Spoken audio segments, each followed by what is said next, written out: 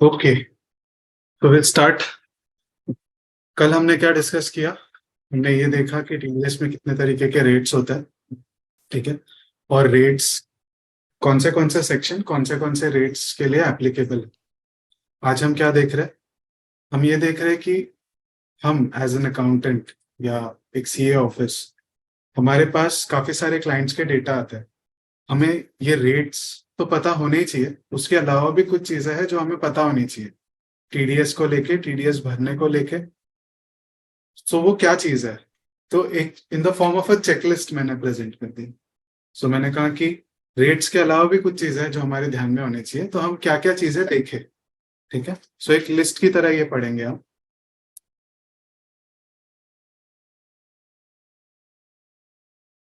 So this is how it goes. सबसे पहले आप ये देख लो कि कौन से सेक्शन वो क्लाइंट को एप्लीकेबल है। 194 जे एप्लीकेबल है, सी एप्लीकेबल है, आई है। ऐसे कौन से एक्सपेंडिचर है उस क्लाइंट्स के जो टीडीएस नेसेसरी कर देगा। ठीक है। थ्रेशोल्ड लिमिट्स आपको देखनी है, क्योंकि अगर थ्रेशोल्ड लिमिट क्रॉस नहीं होती तो टीडीएस काटने की जरूरत नहीं है। हमने कल सारे थ्रेशोल्ड लिमिट्स देखे इंपॉर्टेंट सेक्शंस के। टीडीएस डिडक्शन का टाइम मैंने ये भी डिस्कस करा था। यहाँ पे हमने क्या बात करी थी कि टीडीएस कब डिडक्ट होगा, बुकिंग या payment which ever is earlier, जो भी पहले होता है। तो आपको ये भी देखना है कि वो प्रॉपर टाइम पे डिडक्ट हुआ हो, ताकि नेक्स्ट मंथ हम उसको पे कर सके, नेक्स्ट मंथ 7 को हम उसको पे कर सके। कैलकुलेशन आप देखोगे करेक्ट है कि नहीं, सही तरीके से कैलकुलेटेड है। जैसे फॉर एग्जांपल हमने कल ये देखा कि जीएसटी को इंक्लूड नहीं करना टीडीएस डिडक्ट करते हो, तो आपको कैलकुलेशंस चेक करनी है, अरिथमेटिक चेक देना है उस पर। फिर ड्यू डेट्स आपको देखनी है कि कहीं अगर लेट हो गए हम टीडीएस डिडक्ट करने में या पे करने में, तो एप्लीकेबल इंटरेस्ट आएगा। हमें ये भी देखना है कि रिटर्न भी डेट पे फाइल होनी चाहिए। इनकेस कुछ मिस हो गया, रिटर्न भी फाइल नहीं हुआ है, तो भी लेट फी आता है। और हमें last but not the least ये भी देखना है फॉर्म 1616A प्रॉपरली डाउनलोड हो गया हो with in the prescribe time और इश्यू हो गया हो। ठीक है। बट लिस्ट यहां तक खत्म नहीं होती, ये लिस्ट और भी है और हम आगे कंटिन्यू करेंगे। फिलहाल हम कुछ चीजें जो हमने कल नहीं सीखी वो आज सीखेंगे। करेक्ट। तो सबसे पहले हमने कल ये नहीं देखा कि कब भरना होता है। हमने ये तो देखा कब डिडक्ट होता है और कितने रेट पे डिडक्ट होता है, बट कब भरना होता है भाई? तो टीडीएस हो या टीसीएस हो, 7 तारीख ऑफ द नेक्स्ट मंथ। तो आप ये देखो, अप्रैल में 7th में, मई का 7th जून, जून का 7th जुलाई, इसी तरीके से चल रहा है। जस्ट मार्च का जो है वो 30th अप्रैल को हो जाता है। ठीक है। तो मार्च में आपके पास एक्सटेंडेड टाइम है पे करने का, 30th अप्रैल तक। टीसीएस में नहीं है, टीडीएस में है।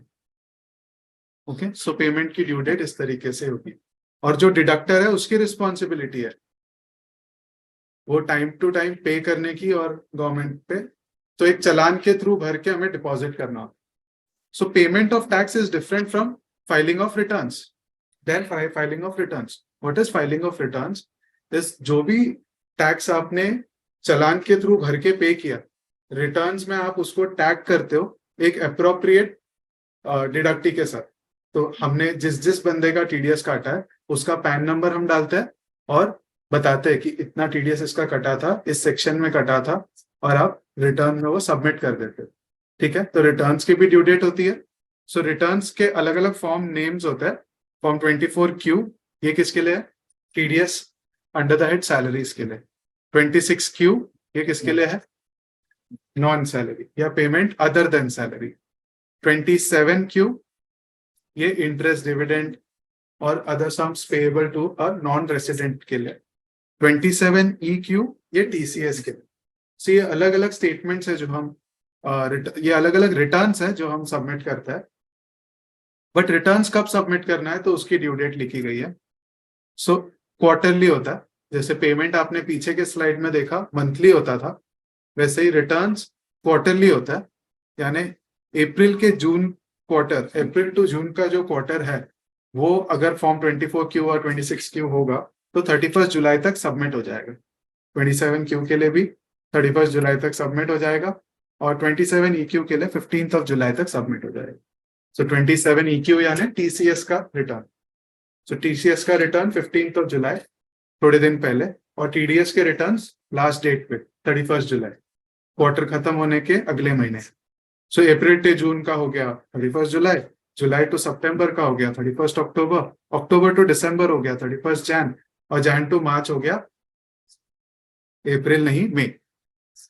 ओके, सो क्योंकि 30 अप्रैल तक तो टैक्स ही भर रहे हैं ना, है ना, पीछे हमने देखा यहाँ पे टैक्स भरते भरते ही 30 अप्रैल हो गया, तो रिटर्न फाइलिंग की डेट एक महीना आगे, यानी 31 मई तक आपको फाइल करनी है।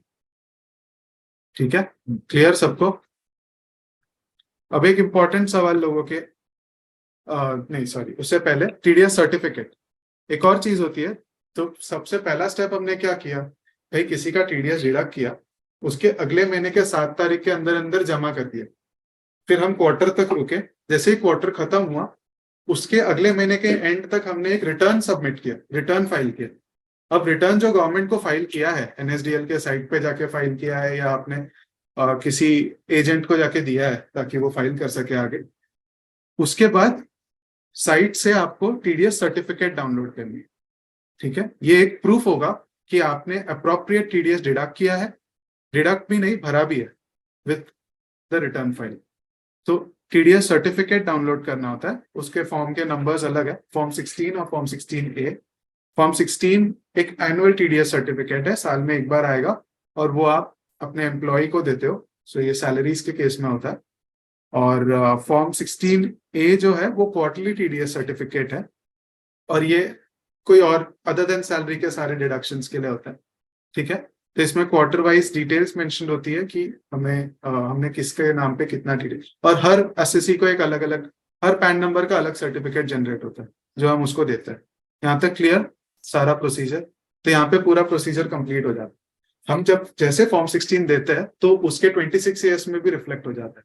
सो जो डिडक्टी है वो अपने 26 ईयर्स में भी सेम चीजें चेक कर सकता है, और हम उसको एक सर्टिफिकेट भी दे सकते हैं certifying that we have deposited the necessary TDS।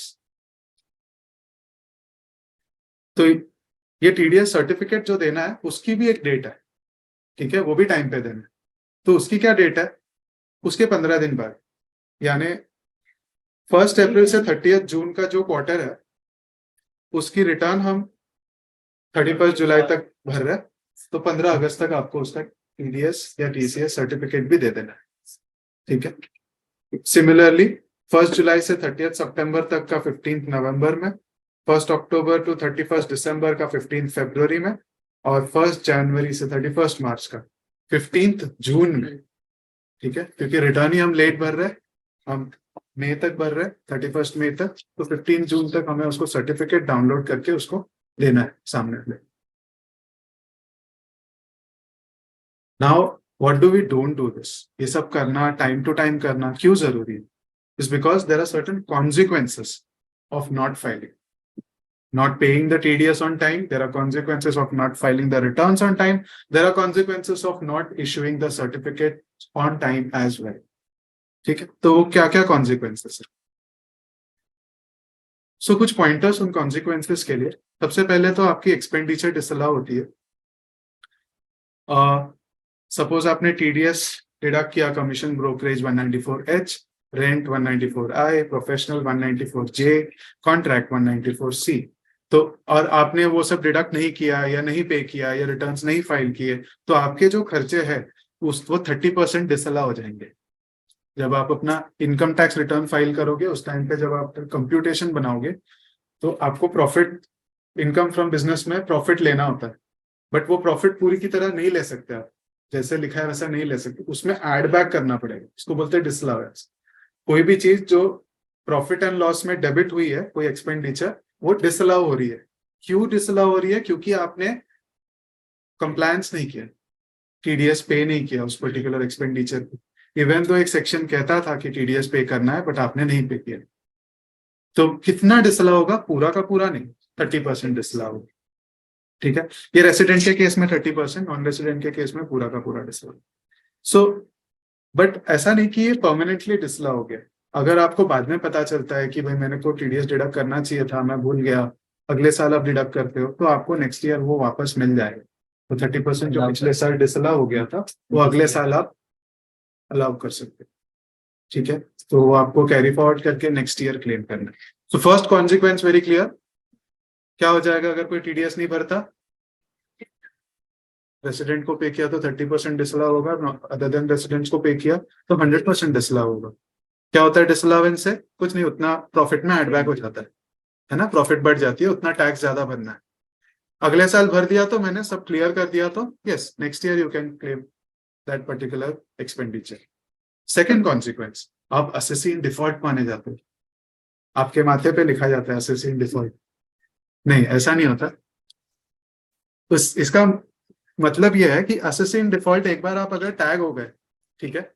सो ये क्यों टैग हो रहे हैं? Because you has been said कि आप टीडीएस टाइम पे डिडक्ट नहीं कर रहे हो, देखो सामने लिखा है आपने टाइम पे पे नहीं किया, ठीक है। हाँ, तो हाँ, तो इससे क्या कॉन्सिक्वेंसेस है कि आप एसएससी इन डिफॉल्ट की तरह टैग्ड हो जाओगे, और ये जो है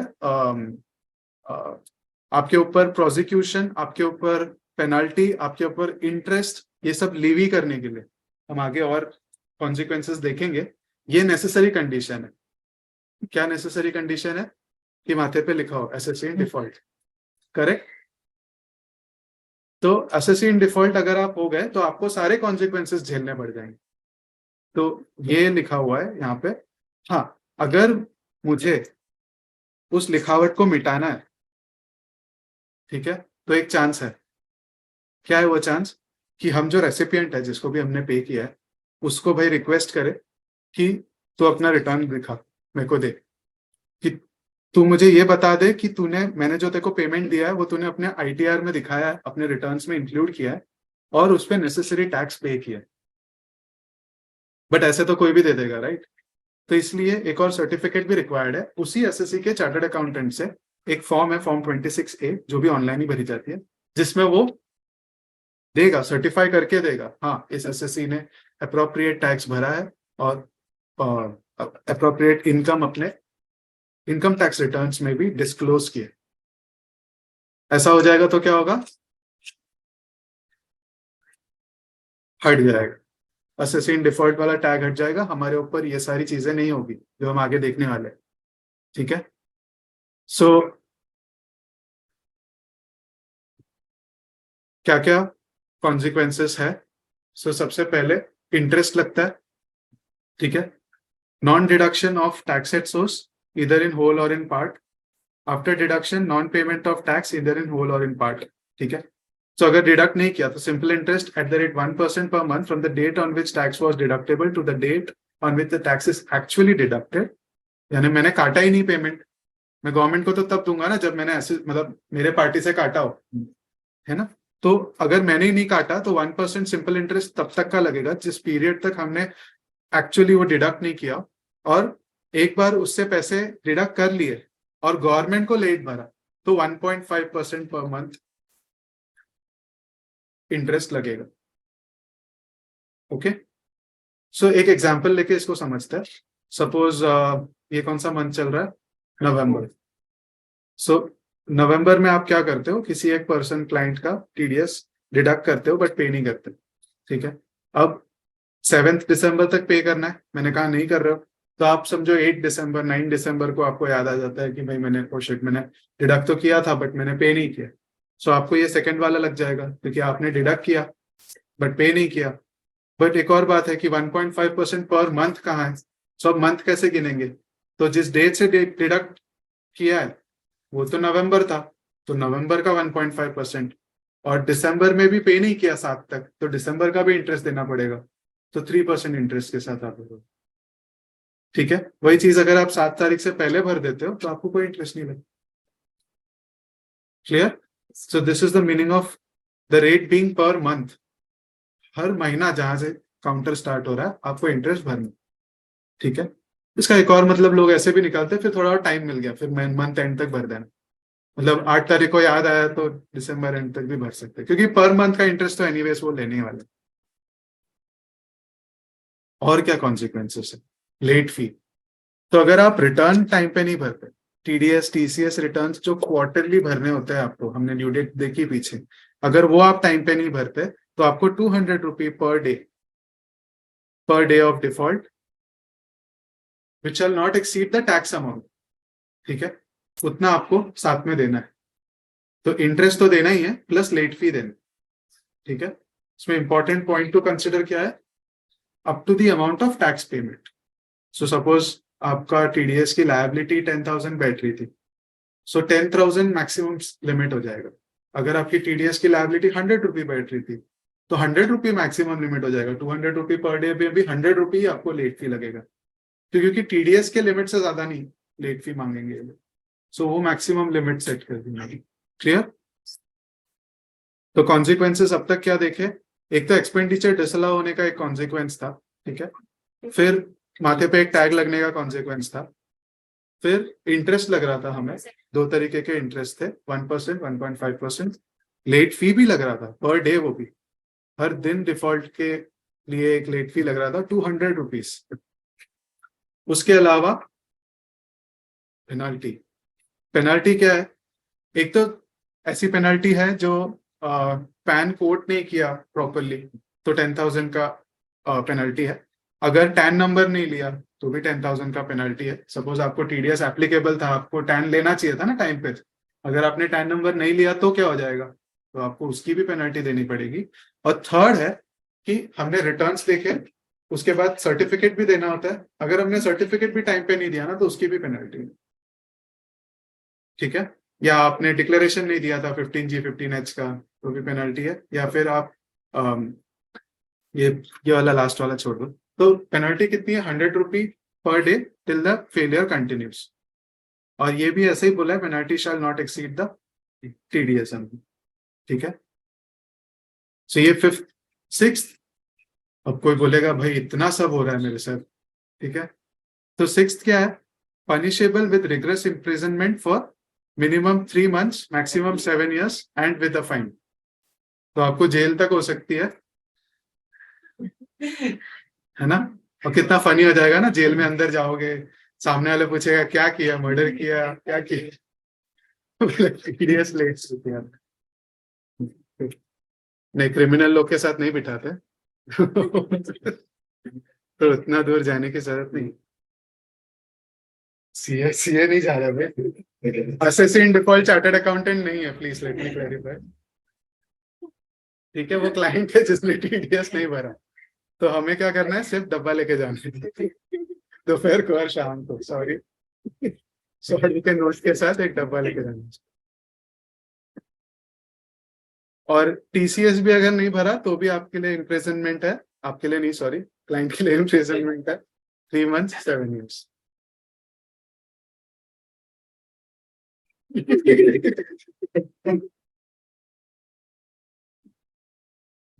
सो आफ्टर नोइंग कि क्या हो जाता है अगर टीडीएस रिटर्न नहीं फाइल किया, हम अपनी चेकलिस्ट को कंटिन्यू कर रहे हैं।